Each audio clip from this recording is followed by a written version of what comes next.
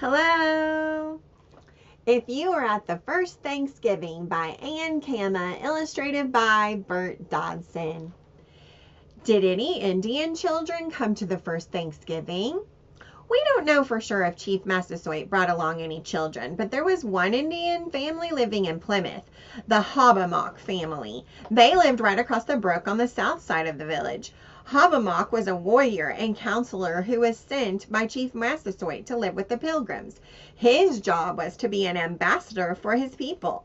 Like Squanto, Wampanoag became a good friend to the Pilgrims and lived in Plymouth the rest of his life. Perhaps some of his children played with the Pilgrim children. Perhaps some of them were friends. We don't know how many children Wampanoag had or if the whole family came to the first Thanksgiving, but it's quite possible they did. What did the Pilgrims wear? If you were a boy under 7 years old, you wore a long dress, just like the girls, and you wore a cap called a biggin, which tied under your chin. By the time you turned 7, you wore what adults wore. This picture shows what you and your family might have worn at the first Thanksgiving. As you can see, the Pilgrims liked colorful clothes.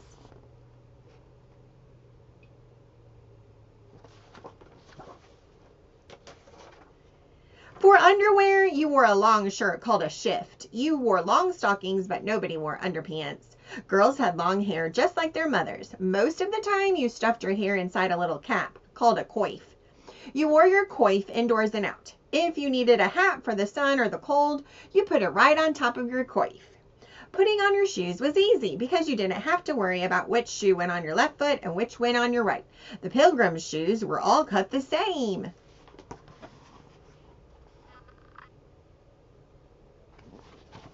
What did the Wampanoag Indians wear? Everyone except boys under 10 wore a deerskin breechcloth around the waist. It was a belt with flaps hanging down the front and back. Girls wore deerskin skirts over their breechcloths, just like their mothers did.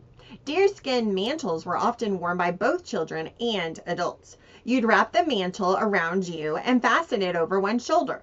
Then you'd tie a belt around your waist to keep it in place. When you were old enough, you wore your knife in a sheath that hung around your neck.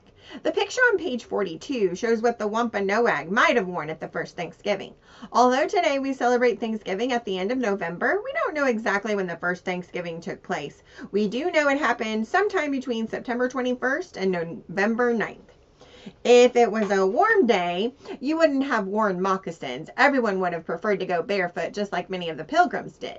If it was a cold day, you would have worn leggings and maybe a fur robe.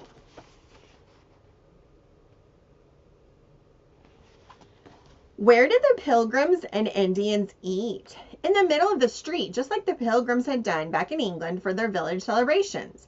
Nobody had a house that was big enough to seat 150 people for dinner.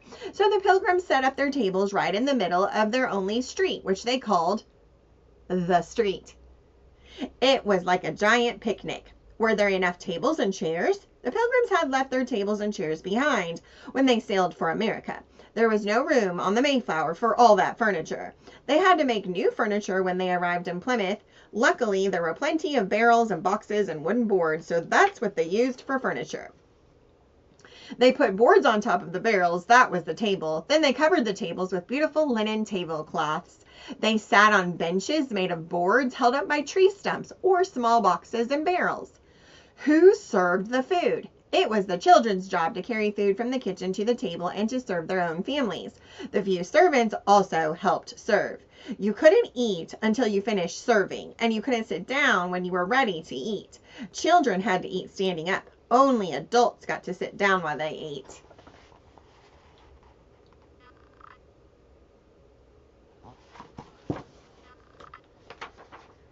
What did you do before you started to eat? You got out your big dinner napkin. The Pilgrims ate mostly with their fingers. Nobody used forks because there weren't any forks in those days. Forks weren't used until many years later.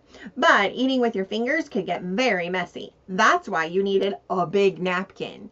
The napkins were squares of cloth 3 feet wide by 3 feet long. If you held your napkin up around your neck, it might reach almost to your ankles.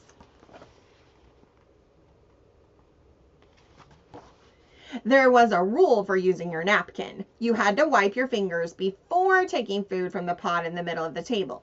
Otherwise, the food in the pot got dirty from everyone's fingers. You also used your napkin to hold pieces of hot meat so you wouldn't burn yourself. You cut your food with your everyday knife. Even children used knives, and you used a spoon when you ate soup or stew. If you didn't own a spoon, you might have eaten your soup with a clamshell attached to a stick.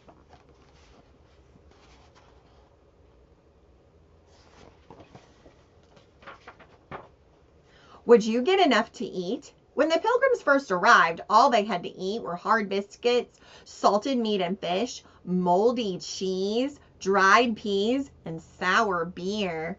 The food tasted terrible. But now the harvest was in and there was plenty of good food.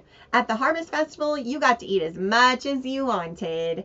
And that's what the Pilgrims did for almost 1 week. Would you eat turkey? Yes, there was plenty of roasted wild turkey at the first Thanksgiving, and probably stuffing too, though it didn't taste like the stuffing we eat today. The Pilgrims made their stuffing with cornmeal, and they might have added cranberries. They called it pudding in the belly. Goodbye.